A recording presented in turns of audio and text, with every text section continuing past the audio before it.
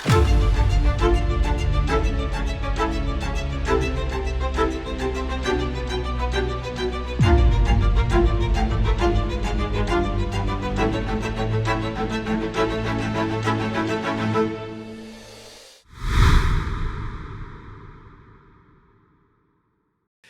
welcome back to another episode of Keep Standing with Dr. Timothy W. Sloan.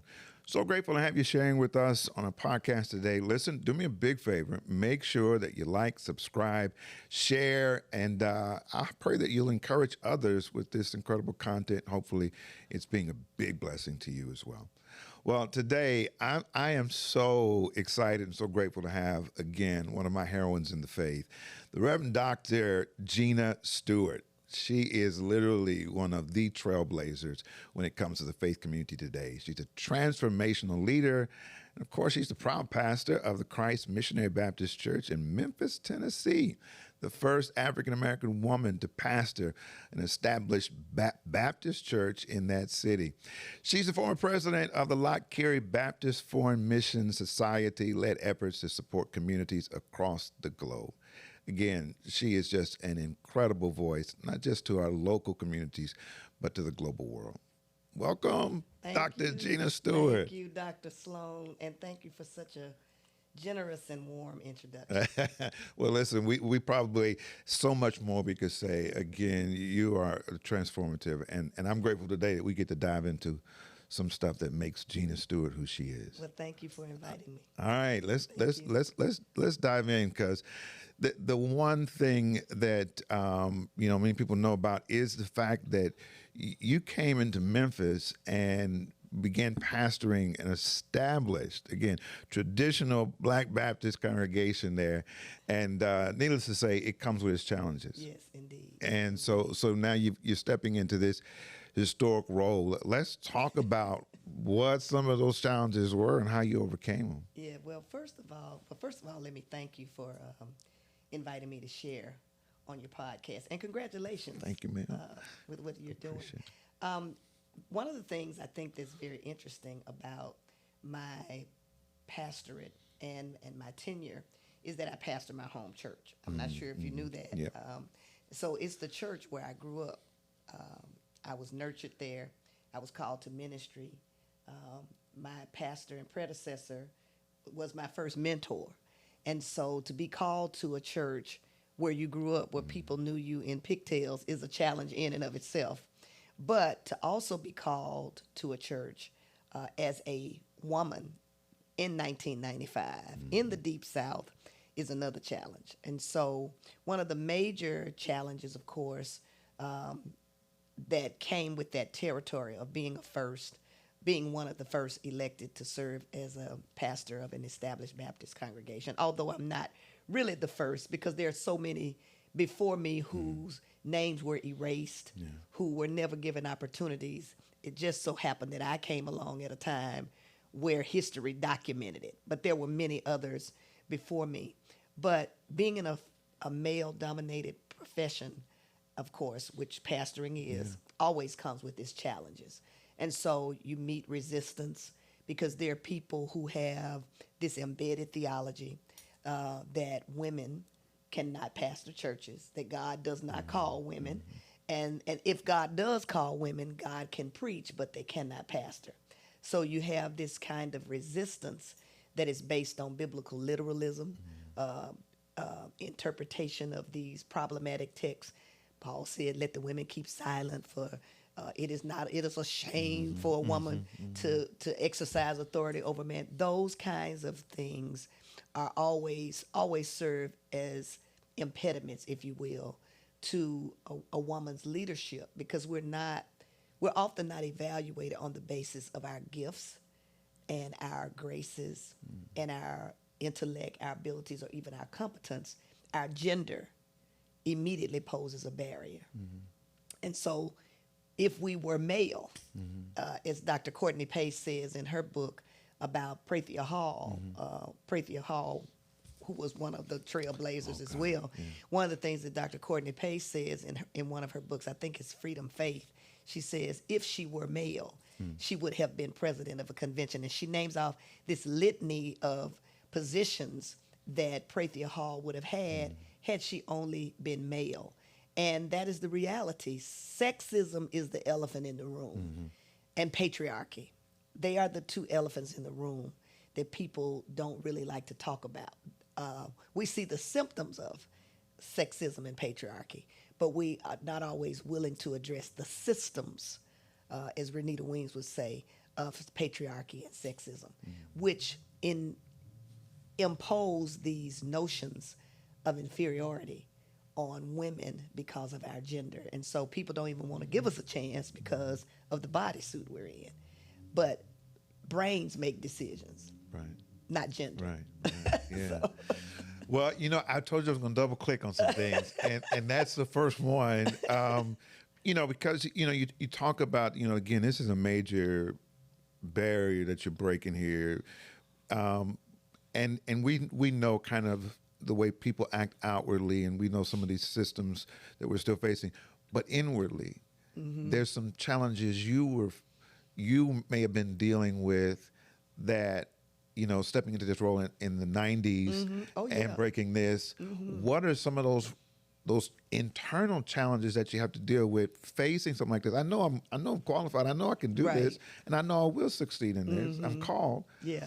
But there's some things that y'all will never know. Right. That you face internally, leaders face. Exactly. And I think one of the biggest things is our own fears of inadequacy, whether or not we are really capable of handling the assignment. I wrote in my journal the weekend that I was elected, the city is celebrating and I'm in mourning, because I was thinking about all of these barriers that I would possibly encounter. Would the people work with me? Would people show up? I used to have dreams about people not showing up for church on Sundays, literally. And how would people respond? Would the church split? Because there were people who predicted that if our church elected a woman, that the church would split, that they would put us out of the convention. We are aligned with Progressive National Baptist Convention, and I need to say that Dr. Tyrone Pitts was very gracious when I was elected. He sent me a wonderful letter congratulating me and has been a friend and brother over the years. But, people were saying all kinds of things. That she won't have any men there. She won't succeed. I did not really believe myself. I said to the Lord, if you'll just let me do this for 5 years, just give me 5 years, I'll be satisfied. Because even though I knew that I had the gifts, I was trained. I'd worked in ministry. I'd worked as an administrator prior to pastoring. I was a director of admissions for a community college, and I also was a sales manager for a for-profit computer school. So I had leadership skills. Yeah. That was not the question. But when you hear these rumblings about that question your abilities, you begin to you do tend to internalize that sometimes. When people continue to say you can't do it because you're not supposed to be doing it. Not because you can't do it, but because there are systems that say you shouldn't be able to do this. You begin to internalize those messages, and sometimes it manifests itself in second guessing whether or not you have what it takes, having fear about stepping forward, fear of failure, because I knew too that whatever I did would also be a reflection on other women. Dr. Lasimba Gray used to often say, he's another colleague in Memphis who was very encouraging, a civil rights veteran in Memphis, and he would always say, Gina is like Jackie Robinson. Gina cannot fail. So that's pressure, right? Because you have this narrative, this is a first, she's the first, but there's no room for mistakes. There's no room for trial and error, so to speak. Right. And so there's this added pressure of not wanting to let anybody down, not wanting to disappoint anybody, not wanting to make it bad for other women. Because let's face it, other groups can fail and they just say, well, that's just the way it is. That's just what they do. But when other groups fail, then the entire group tends to be marginalized or decentered. And so there's that added pressure of wanting to make sure that I don't do anything to blow this, because other women, the future of other women in leadership, in ministry, is riding on this to some extent. So I got a question for that. So, and we'll dive into that even more. But you're celebrating 30 years Right now. We 30 years in. Thank you, Jesus. Yeah, congratulations. Can we take a minute and give God a praise break? Congrats on that. A testament to your phenomenal leadership. Praise God. So now looking back, you're looking back now, but there's somebody just now getting started, Right? And they're dealing with those same voices, those dreams of, what are you telling them now about, how you're going to have to deal internally with this thing going forward? Yeah, I was having a conversation with one of my little nieces in the faith who encountered some sexist behavior at a conference where she was basically treated invisible, and she was just shocked by it. And I said to her, "Welcome to Women in Ministry 101. I said, the tragedy is that it hasn't changed that much. I've been in ministry. Actually, I accepted my call to ministry in 1989, so I've been in ministry close to 40 years or more, and been pastoring close to 30. But some of the same challenges that I faced, my niece in the ministry faced that about 3 years ago. And she was devastated because she saw herself as a colleague to her male colleagues, but she was in a space where she was treated like she was invisible. So we still have a long way to go. There have been significant strides, and I believe that one of the reasons why those strides have taken place is because people have begun to see that women can lead, and we can do this successfully, and that the sky does not fall out, and that people don't go to hell. They're not headed to the lake because they have women as pastors or leaders. And so churches and congregations are becoming, I think, a lot more inclusive. And risk is probably not a good word to use, but for lack of a better word right now, they're willing to assume that risk or give women the opportunity is probably a better way to say it, because that's really what we need. We need opportunities. Just like we say this as African Americans, that what we need are opportunities. It's not that we don't have the skills. We need opportunities. We need doors to open. So it's good to see that those doors are opening for women, and that women are actually being called to established, not just AME churches, because AMEs and CMEs, United Methodists, have always called women to pastor. It has been in our denomination as Baptists, our tradition, that has been more conservative. But we are seeing now more women. I'm seeing women being called to Baptist churches certainly at an increased pace, a much higher level than when I first came along. Yeah, 30 years ago. So speaking of Baptists, and and really, actually, you talked about journal entries. You know what a journal entry I'd love to see is when you preached at the National Baptist Joint Board Session, and it's the first time a woman has preached at this particular gathering, and it's a barrier breaking moment, to say the least. And this is something you do now. That you come in and you break barriers, and you stand tall in places that may not be so welcoming. What motivated you in that moment? What was there something internal? Maya Angelou says, "I come as one, but I stand as 10,000." And one of the things that I think is important, and I alluded to this earlier, is that even though we walk in spaces as individuals, we don't walk in that space alone. We walk in that space carrying the legacy of those who've gone before us, and as well as those who come behind us. So I'm always grateful for those stages, if you will, those moments, those open doors, those doors that God opens for my gifts to be displayed, and for the opportunity to proclaim and preach. But I also understand that those moments carry other kinds of weight to it. Because again, every time a woman stands in a particular place, there is some type of evaluation being made. When I went to the convention, one of the reasons why I chose that sermon was because I felt that in that moment, that was a moment for accountability for the church, not just for the convention, but for the church. The season that we are in, that we were in and we are now in, demands that we ask some questions about what will we do with Jesus of Nazareth. That's how I came to that decision. That was not a new sermon. It was a sermon that I've preached before. But of course, you know, when you remix a sermon, you change your introduction and all of that. But after prayer, I always pray before I go to a place, because I want to make sure that I'm bringing the word that is going to be relevant, eternally relevant and significant for the living of these days. But I'm also thinking about the context.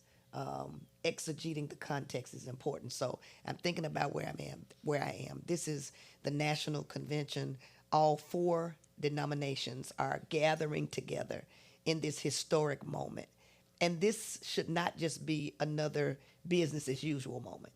This is a moment for interrogation, not just in terms of the convention, but in terms of the zeitgeist, the spirit of the age, what we are doing, what we are living with, and what we are witnessing now. And of course, we see how that has unfolded. But even in that moment, those are relevant questions for the church, because there are so many things taking place around us that we have to always ask ourselves. And that's not a one-time question. We have to consistently ask ourselves, what will we do with Jesus of Nazareth? Now, of course, the sermon ended up being called the Claudia sermon, because the refrain of the sermon was, Lord, help me to be like Claudia. Help me to be like Claudia, who spoke up for Jesus. And I think that's part of our challenge as believers, that in spaces where it's not always convenient, where it's not always comfortable, where it may not even be politically correct, we have to have the kind of conviction that we will speak up for Jesus. What is that conviction, you know? Because let's be honest, there's always this weighing of some sort that takes place. Like, I got this conviction, but there's a cost. Exactly. There's possibly some cost to this. And so I got to figure out how to amplify this conviction. You know, what does that take, you know, to stand on stage and say, you know what, let's ask these questions, and I ain't... I think it takes courage, but I also think you also have to have capital. I probably, well, let me back up. I say capital and cachet, because there are, and I heard Dr. Renita Weems say this once. She issued a challenge once to us at a Women in Ministry conference, and she basically talked about the stewardship of the pulpit for women. And she talked about, when history is written, will the needle have moved anymore because women have had an opportunity to stand? Her challenge was, if we don't push the envelope, basically, who else will do it? And then she added an addendum to say that she was at a place in her ministry where she could take greater risk than others. Same thing is true in my case. There are certain things that I could probably say, and I don't say it as if to get away with them, but I think there's something to be said for longevity. There's something to be said for your track record in ministry, your reputation, your character, all those kinds of things I think play a role. Relationships, knowing your setting, and also courage. Because we know that when we have strong convictions about issues that people are divided about, or whatever the case may be, they're not always met. They're often met with resistance. And so there's a certain amount of courage too, I think. There's courage, it's capital, and it's cachet. It takes all 3 of those, because sometimes you can a sermon like that could have ruined my career. ministerial career. I didn't expect, because people could have actually, and there may be some people who stopped inviting me because of it.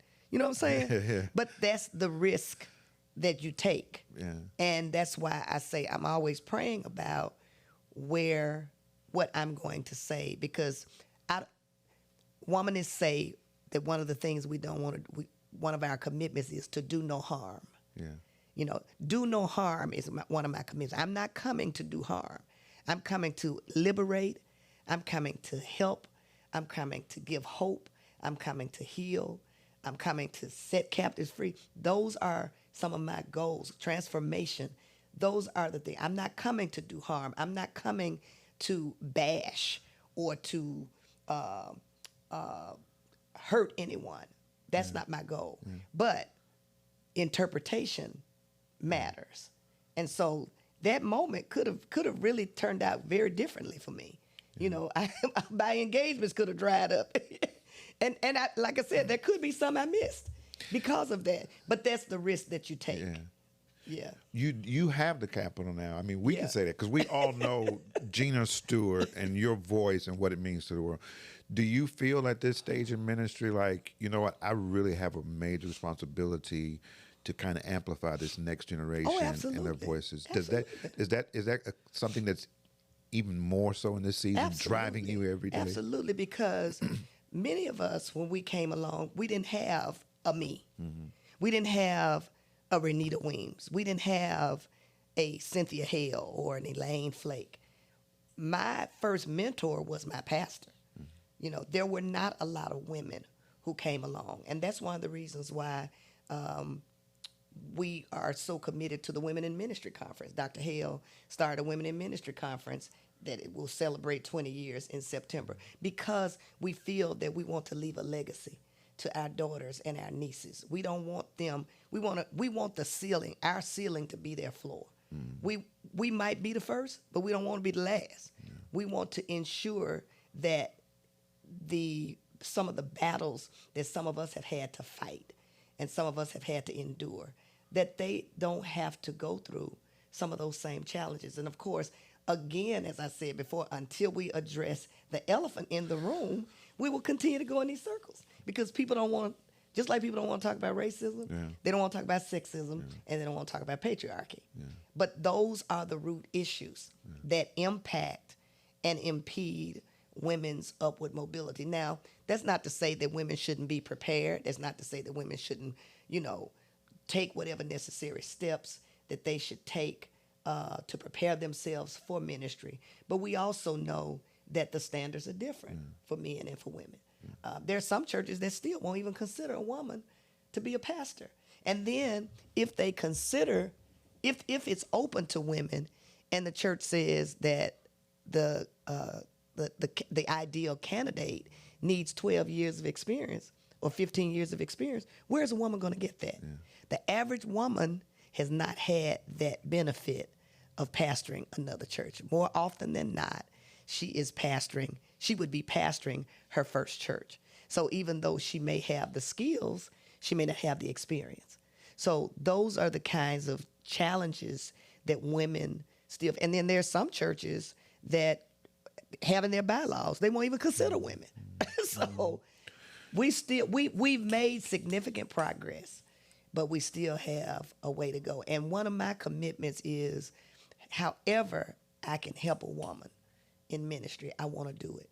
I may not always be able to personally mentor them because of my schedule, but whatever way I can help a woman in ministry, because that is a part of, Paul says, I'm a debtor.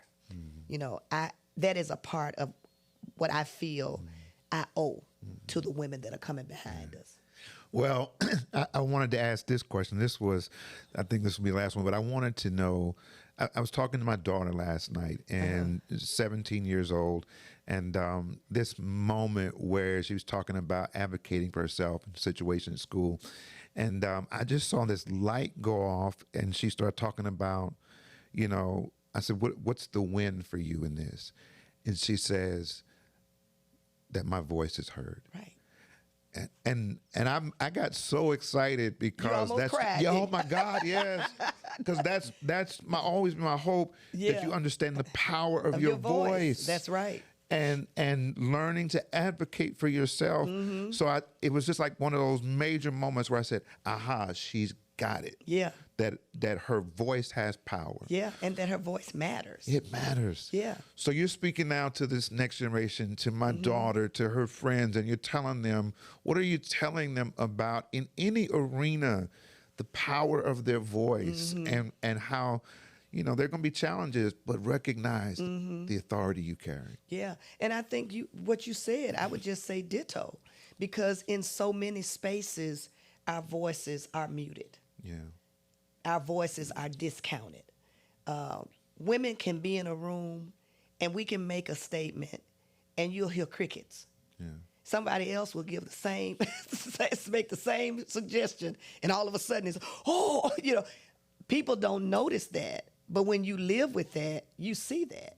Because there are spaces, and this is not in every instance, this is not to say this is in every case, because there are many guys, many brothers that are affirming, that are supportive, that have spoken our names into spaces. So I'm talking about a system, not talking about people. But it is still a fact that our voices are often erased and diminished. I will never forget, if I could share this story. I was in a meeting at my church, and I began to express my opinion. We were brainstorming. I began to express my opinion about a decision that we were trying to make. And one of the guys who was there at the meeting just began to just challenge me and berate me about my idea. I said, well, I thought we were brainstorming, And so he begins to discount everything I'm saying. And so finally, I look at the room and I noticed that the woman minister that he brought in the room with him, she never said anything until he asked her to speak. She sat at that table silent until he turned to her and said, what do you think? So I was stepping out of my place, even though it was my church, and he was drinking my Cokes and eating our snacks. He wanted me to be silent. And what the Spirit said to me as I sat there and thought about that exchange was, your body is welcome in this room, but not your brain. I bring my brain to every space and my body. And wherever my body is, my brain is a package deal.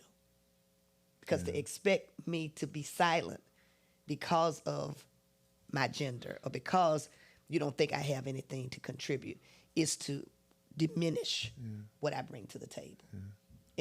We add value wherever we go. And I think that's something that women need to remember. We add value, we bring value, we have gifts, we have graces. Val Deming said this at an NAACP Women Who Win luncheon.